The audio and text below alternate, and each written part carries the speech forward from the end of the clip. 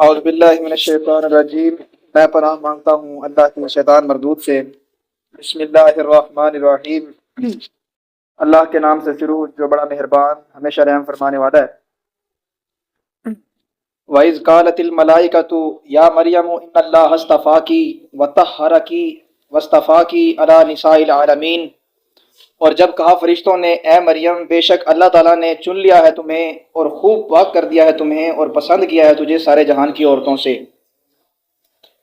تو یہاں پر حضرت مریم علیہ السلام کی جیسا کہ آپ کو پتہ ہے کہ تربیت جو ہے حضرت زکریا علیہ السلام نے فرمائی، اور جب وہ اپنے بلوغ کو پہنچی تو اللہ تعالیٰ نے ان کو فرشتے کے ذریعے کلام فرمایا، اور پھر فرمایا کہ اللہ تعالیٰ نے تمہیں چن لیا ہے ایک بہت بڑی بشارت کے دینے کے لیے کہ تمہیں ایک بچہ پیدا ہوگا، اور ہم نے تمہیں چن لیا ہے تمام جہانوں کی عورتوں پر۔ یہاں نے مفسرین کرام نے فرمایا کہ اس زمانے کی جو عورتیں تھیں، اس زمانے کی جتنی بھی عورتیں تھیں ان پر ان کو فوقیت حاصل ہے۔ یا مریم اقنوتی لربک، اے مریم خلوص سے عبادت کرتی رہے اپنے رب کی، وسجدی ورکعی مع الراکعین، اور سجدہ کر اور رکوع کرنے والوں کے ساتھ۔ ذالک من انباء الغیب نوحیہ الیک وما کنت لدیہم، اور یہ واقعات غیب کی خبروں سے ہے اور ہم وحی کرتے ہیں کہ آپ کی طرف، اور نہ تھے آپ ان کے پاس۔ اذ یلقون اقلامہم ایہم یکفل مریم، اور جب پھینک رہے تھے وہ مجاور اپنی کلمیں یہ فیصلہ کرنے کے لیے کہ کون ان میں سے سرپرستی کرے گا مریم کی۔ وما کنت لدیہم اذ یختصمون، اور نہ تھے آپ ان کے پاس جب وہ آپس میں جھگڑ رہے تھے۔ تو یہاں پر اللہ تعالیٰ کیا فرما رہا ہے؟ ذالک من انباء الغیب، یہ واقعات غیب کی خبروں میں سے ہے، نوحیہ الیک، ہم وحی کرتے ہیں آپ کی طرف۔ تو یہاں سے یہ بھی ثابت ہوتا ہے کہ اللہ تعالیٰ جسے چاہتا ہے غیب پر جو ہے وہ کیا دیتا ہے؟ اطلاع کر دیتا ہے اپنی وحی کے ساتھ۔ اللہ تعالیٰ کی اجازت سے اللہ تعالیٰ جسے چاہتا ہے وہ غیب کا علم دیتا ہے، وجوز اس کے کہ وہ جس میں اس کی اجازت نہ ہو، جہاں وہ اذن کرے گا، جہاں پر اس کی یعنی کہ اجازت ہوگی، وہاں پر وہ اللہ تعالیٰ اپنے علم سے وہ کیا کر دے گا؟ آگاہ فرما دے گا، غیب کے علم سے آگاہ فرما دے گا۔ اذ قالت الملائکۃ یا مریم ان اللہ یبشرک بکلمۃ منہ اسمہ المسیح، اور جب کہا فرشتوں نے اے مریم اللہ تعالیٰ بشارت دیتا ہے تجھے ایک حکم کی اپنے پاس سے، تو یہاں پر ایک حکم کی اپنے پاس سے، تو یہاں پر کلمۃ منہ، جیسا کہ حضرت یحییٰ علیہ السلام کی جب پیدائش ہوئی تو انہوں نے کہا کہ مصدقا بکلمۃ اللہ، کہ وہ تصدیق کرنے والے ہوں گے اللہ تعالیٰ کے کلمے کی، ایک حکم کی، ایک فرمان کی۔ تو یہاں پر وہی چیز فرمائی، ان اللہ یبشرک، بے شک اللہ تعالیٰ تمہیں خوشخبری دیتا ہے، بکلمۃ، ایک حکم کی، ایک فرمان کی، منہ اپنے پاس سے، اسمہ المسیح، اس کا نام مسیح ہوگا، عیسیٰ بن مریم، اور عیسیٰ بن مریم ہوں گے، وجیہن فی الدنیا والآخرہ ومن المقربین، اور وہ دنیا اور آخرت میں معزز ہوگا اور اللہ کے مقربین میں سے ہوگا۔ تو یہاں پر یہ نہیں جو حضرت عیسیٰ علیہ السلام کو یہ کہتے ہیں کہ وہ خدا ہے، خدا کا بیٹا ہے، تو یہاں پر ہم جب یہ پڑھتے ہیں ومن المقربین، وہ اللہ کے مقرر بندوں میں سے ہوگا، تو ظاہری بات ہے پھر وہ بندے ہوں گے، خدا نہیں ہوں گے، اللہ کے رسول ہیں، نبی ہیں۔ تو لیکن جو خدا جو مانتے ہیں وہ نہیں ہے۔ نبی اور رسول میں فرق کیا ہے؟ نبی جو ہوتا ہے پہلے والے رسولوں کی اطاعت، انہی کی شریعت کو لے کے آتا ہے، انہی کی شریعت کی جو کیا کرتا ہے؟ تائید کرتا ہے، اور جو رسول ہوتا ہے وہ اپنی ایک نئی شریعت لے کے آتا ہے اللہ تعالیٰ کی طرف سے۔ تو یہ جو رسول ہے وہ نبی سے افضل ہے، جو نبی ہے وہ رسول نہیں ہو سکتا، جو رسول ہے وہ نبی بھی ہو سکتا ہے۔ تو آپ کو سمجھنا ہے کہ رسول جو ہے وہ درجے میں اونچے ہے۔ وَيُكَلِّمُ النَّاسَ فِي الْمَهْدِ، اور وہ پنگوڑے میں کیا کریں گے؟ گہوارے میں وہ کیا کریں گے؟ لوگوں سے باتیں کریں گے، وَكَهْلًا، اور پکی عمر میں، وَمِنَ الصَّالِحِينَ، اور نیک کاروں میں سے ہوگا۔ تو یہ یعنی کہ ان کی نشانیاں بیان فرمائی جا رہی ہیں حضرت عیسیٰ بن مریم کی۔ قالت، تو مریم بولی، ربی، اے میرے پروردگار، انا یکون لی ولد ولم یمسسنی بشر، کیوں کر ہو سکتا ہے مجھے کوئی بچہ یا بیٹا حالانکہ مجھے کسی بشر نے نہیں چھوا۔ قال کذالک اللہ یخلق من یشاء، تو اللہ تعالیٰ نے فرمایا بات یوں ہی ہے جس طرح تم کہتی ہو، لیکن اللہ تعالیٰ پیدا فرماتا ہے جو چاہتا ہے۔ اب یہاں پر جب حضرت زکریا علیہ السلام کی بات آئی تو اللہ تعالیٰ نے فرمایا کذالک یفعل، حضرت مریم جب حضرت زکریا علیہ السلام کی بات، جب حضرت زکریا علیہ السلام نے اللہ تعالیٰ سے التجا کی کہ یا اللہ مجھے جب تو مریم علیہ السلام کو بغیر موسم کے اس طرح کے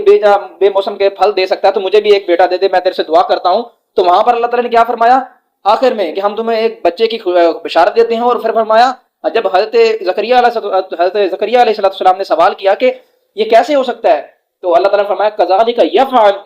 وہاں پر یفعل کا کلمہ فرمایا، اب یہاں پر کیا فرمایا کذالک اللہ یخلق من یشاء، جب حضرت مریم علیہ السلام کی بات آئی تو یہاں پر یخلق کی بات آئی، تو یہاں پر سمجھنے کی بات یہ ہے کہ جہاں پر یفعل فعل کا معنی آئے تو وہاں پر یہ ہوتا ہے کہ اسباب کے ساتھ جو ہے کہ وہ جب بھی کوئی اپنے اسباب کے ساتھ کام ہو تو وہاں پر فعل کا کام ہوتا ہے، یفعل یعنی کہ استعمال ہوتا ہے، جیسا کہ وہاں پر حضرت زکریا علیہ السلام اور ان کی زوجہ موجود ہیں، وہاں پر بچے کی پیدائش ہونا اسباب ہے، سبب بن سکتا ہے، بیوی بھی ہیں شوہر بھی ہیں، لیکن حضرت مریم علیہ السلام کی یہاں پر شوہر نہیں ہے، تو یہاں پر یخلق، جہاں پر ایک بغیر اسباب کی چیز پیدا ہوگی تو وہاں پر کیا لفظ ہوگا؟ یخلق کا لفظ ہوگا۔ اذ قضا امرا فانما یقول له کن فیکون، تو جب فیصلہ فرماتا ہے کسی کام کے کرنے کا تو بس اتنا ہی کہتا ہے اسے کہ ہو جا تو وہ فوراً ہو جاتا ہے۔ وَيُعَلِّمُهُ الْكِتَابَ وَالْحِكْمَةَ وَالتَّوْرَاةَ وَالْإِنْجِيلَ، اور اللہ تعالیٰ سکھائے گا اسے کتاب و حکمت اور تورات اور انجیل، وَرَسُولًا إِلَى بَنِي إِسْرَائِيلَ، اور رسول بنا کر بھیجا جائے گا بنی اسرائیل کی طرف، وَمَا أَرْسَلْنَاكَ إِلَّا رَحْمَةً لِلْعَالَمِينَ کا مصداق نہیں ہوگا، صرف بنی اسرائیل کی طرف وہ نبی بنا کر بھیجے جائیں گے۔ تو یہاں پر یہ بھی چیز ثابت ہوگی کہ جو بنی اسرائیل کے جو عیسائی لوگ ہیں وہ اگر بنی اسرائیل سے الگ کہیں تبلیغ بھی کریں تو وہ حضرت عیسیٰ علیہ السلام کی تبلیغ یا حضرت عیسیٰ علیہ السلام کی شریعت کے خلاف کام کر رہا ہے کوئی، کہ جب حضرت عیسیٰ علیہ السلام کو مخصوص بنی اسرائیل کے لیے نبی یا رسول بنا کر بھیجا گیا ہے، تو پھر وہ بنی اسرائیل سے جو بھی باہر تبلیغ کرے گا وہ حضرت عیسیٰ علیہ السلام کی تبلیغ سے باہر ہوگا، کیونکہ جو رسول جس قوم کی طرف بنا کر بھیجا گیا ہے مخصوص صرف وہی لوگ ہوتے ہیں۔ انی قد جئتک بآیۃ من ربکم، اور وہ انہیں آ کر کہے گا میں آ گیا ہوں تمہارے پاس ایک معجزہ لے کر تمہارے رب کی طرف سے، انی اخلق لکم من الطین کہیئۃ الطیر، اور وہ معجزہ یہ ہے کہ میں بنا دیتا ہوں تمہارے لیے کیچڑ سے پرندے کی سی صورت، پھر پھونکتا ہوں اس میں، فانفخ فیہ، تو پھر پھونکتا ہوں اس میں، فیکون طیرن، تو وہ پرندہ بن جاتا ہے، باذن اللہ، اللہ کے اذن سے۔ حضرت عیسیٰ علیہ السلام فرما رہے ہیں کہ تم نے مجھے خدا نہیں سمجھ لینا، اگر میں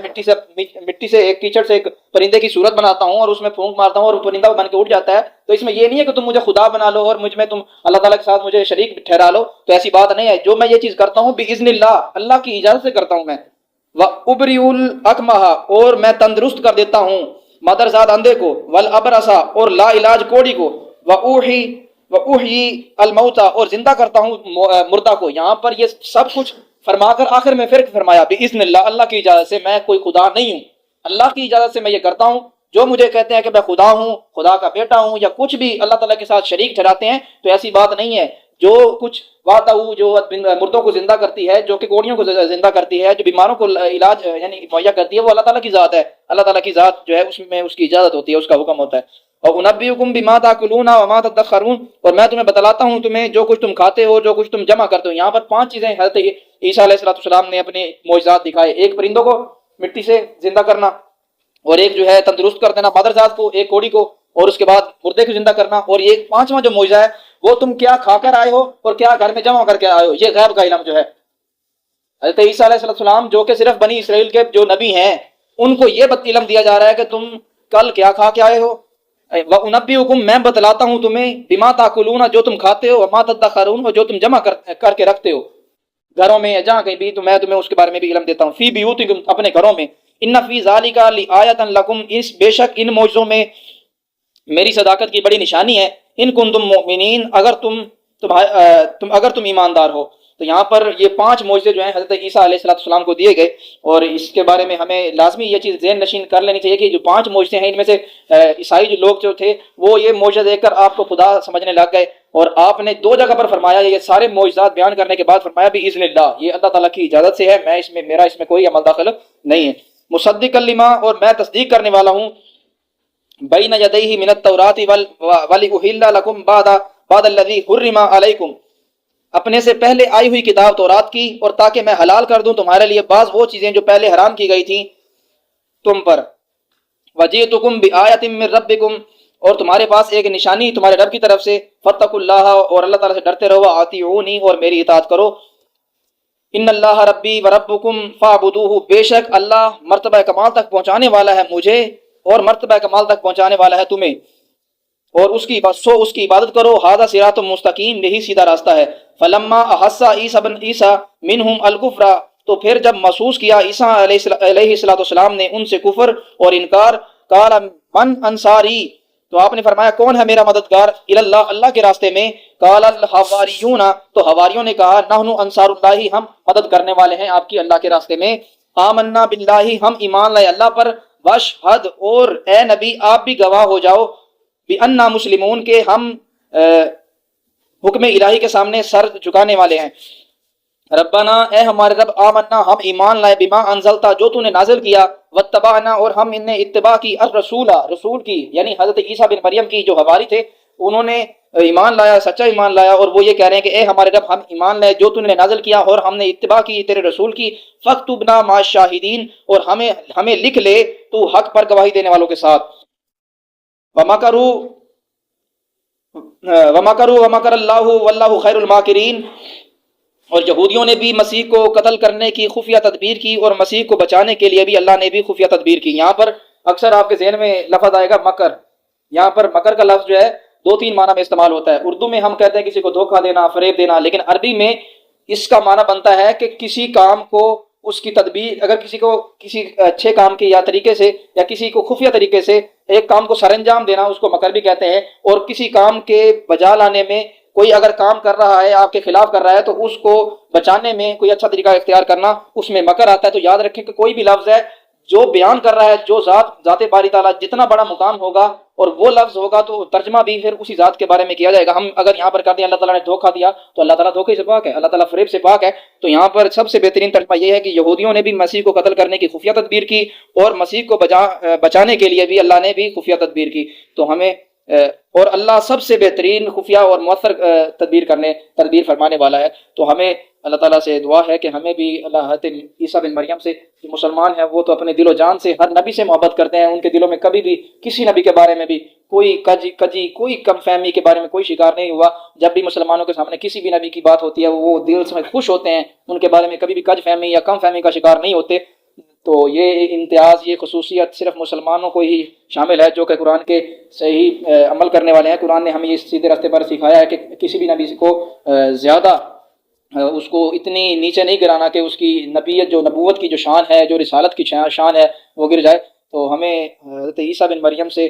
دل و جان سے محبت ہے اور رہے گی، اور تا قیامت رہے گی۔ اور یہ آخری نبی ہیں جو قرآن پاک میں جو لفظ اللہ تعالیٰ نے بیان فرما دیا ہے یہ حق ہے، اور اس میں ہم کو اس پر ایمان بھی ہونا چاہیے، تاکہ قیامت کے دن